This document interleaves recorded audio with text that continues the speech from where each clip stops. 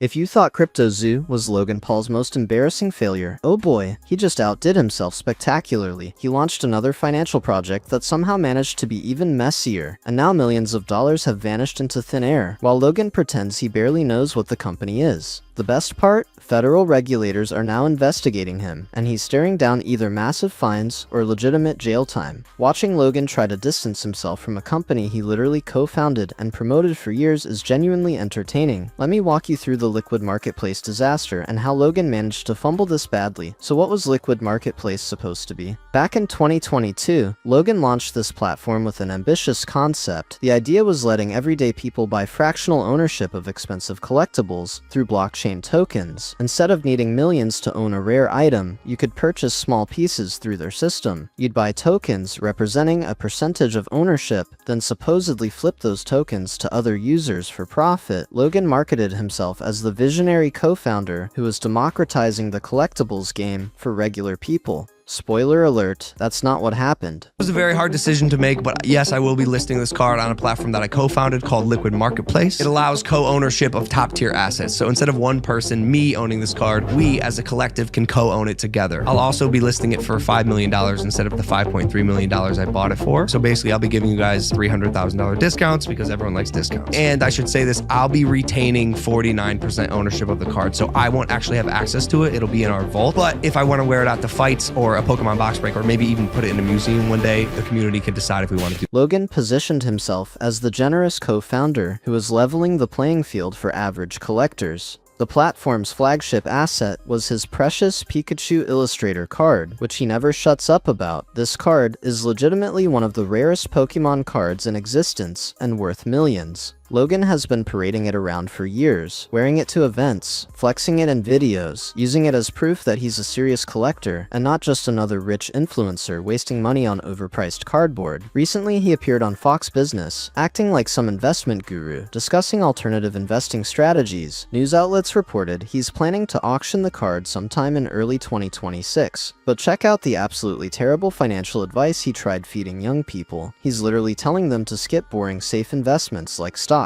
and instead gamble on collectibles, or even better, buy fractions of collectibles using his platform. The irony of what's about to unfold makes this clip age like milk. What do you tell that group of young investors out there? I think if you have the money, don't be afraid to take a risk, especially if you're young. Young people have a ton of energy. I had a lot of energy when I was younger. I'm 30 now and I'm Unc and I have a daughter, I'm a dad, and so I have way less energy. But if you're young, there are ways to spend and invest your money in ways that might mean more to you than a traditional conservative investment like the stock market. Whether it's a trading card, a piece of art, a piece of a dinosaur, like a sports memorabilia, game worn, anything. Birkin bags. They're beating the stock market. Their appreciation. And you're absolutely right. Beanie Babies. Some of this stuff could be faddish. It's not. There's no inherent value to it. Like a Beanie Baby, Sure. It'll crash. Sure. It's entirely possible. You got to be careful with what you're investing in. Or trade out of it. It's quick. Or trade out of it. Here's where Liquid Marketplace comes crawling out of the grave to absolutely destroy Logan's credibility. On Christmas Eve 2024, of all days, Logan dropped a statement explaining that the Pikachu card had been listed on Liquid Marketplace, where his fans purchased tokens for fractional ownership. In May 2024, he bought the card back from the platform. Here's how this is supposed to work. When Logan repurchases the card, everyone holding tokens should automatically receive payouts proportional to their ownership stake. That's literally the entire point of fractional ownership. Logan claims he was told at the time that all funds had been properly distributed to token holders. But plot twist, the money never showed up. Users started realizing their funds were trapped. They couldn't withdraw anything, and millions of dollars had essentially disappeared. In his Christmas Eve damage control tweet, Logan said he's actively working with Liquid Marketplace to help ensure these funds get released soon. How generous of him to help with his own company's disaster. But here's where it gets absolutely delicious. A community note immediately got slapped onto his tweet, pointing out that Logan Paul is literally a co-founder of Liquid Marketplace. He called it his next company back in 2022 and heavily promoted the fractional ownership concept himself. This matters because Logan's entire tweet reads like he's some concerned outsider trying to assist, when in reality he founded the company and is directly responsible for this mess. The audacity is genuinely impressive. What's up, y'all? Logan here. As an avid collector and strategic investor myself, I am so stoked to announce the launch of Liquid Marketplace, a platform where collectors can buy and sell fractions of rare collectibles via tokens on the blockchain. As a co-founder of Liquid Marketplace, I believe we're set to level the playing field by allowing anyone to own a piece of the world's rarest collectibles and build their portfolios instantly. Let me break down this business model because it's genuinely absurd when you think about it. Imagine I own an expensive Rolex or a rare signed basketball card. Instead of selling it normally to another collector like a rational person, I lock it in some vault and sell digital tokens to hundreds of random people online. Those people don't receive the physical item, they can't hold it, they can't display it, they just own the abstract concept of owning a percentage of it. It's like paying thousands of dollars for partial ownership of a Ferrari, but you're permanently banned from driving it, seeing it, touching it, or even knowing where it's parked. You just own a percentage on paper. Incredible business model. According to reporting and allegations from the Ontario Securities Commission, this is where the house of cards completely collapses. The fundamental question becomes, what did investors actually own? They handed over real money and received absolutely nothing tangible in return. In June 2024, the Ontario Securities Commission filed enforcement proceedings alleging that Liquid Marketplace executives illegally funneled millions of investor funds for personal enrichment and actively misled investigators.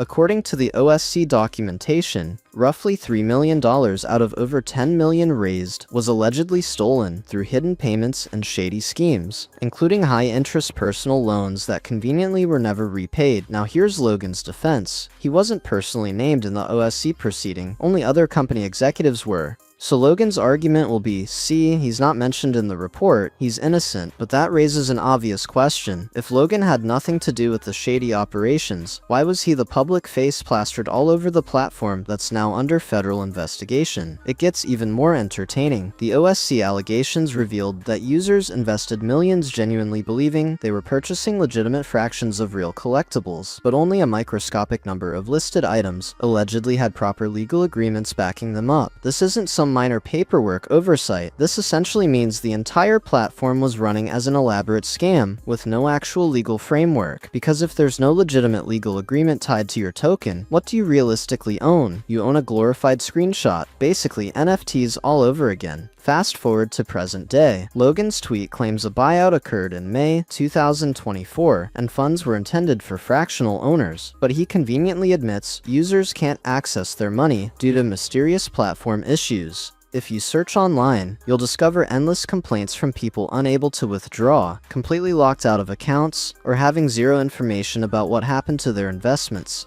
That's the absolute worst case scenario for any platform holding user funds. If your entire business pitch is, we help you trade ownership, and your users literally can't access their accounts or see their balances, you've catastrophically failed. And this isn't just internet drama that'll blow over. The Ontario Capital Markets Tribunal has officially listed the Liquid Marketplace case, with additional hearings locked in for June 18th and 19th, 2026. This is an active federal investigation with scheduled court dates, which makes Logan's Christmas Eve tweet feel less like genuine concern and more like panicked damage control after realizing regulators are breathing down his neck. The real question is, why is Logan only addressing people's missing money over a year and a half after the supposed buyout? The answer is obvious. He's only making statements now because he's under investigation and finally realizes the legal trouble he's in. Here's what makes this situation so satisfying to watch unfold. Even if Logan wasn't personally named in the initial OSC enforcement filing, Liquid Marketplace was publicly promoted with him front and center as co-founder through official press releases and industry coverage. His recent tweet addresses users like he has direct responsibility for fixing the platform's failures. The criticism isn't simply Logan scammed people again. The deeper criticism is, why does Logan repeatedly involve himself in complicated financial products marketed exclusively to his young fanbase, then act completely shocked and confused when everything inevitably implodes? At some point, it stops being unfortunate coincidence and starts being an obvious deliberate pattern of behavior. So what happens next? Logan claims he's working behind the scenes to help users recover their funds.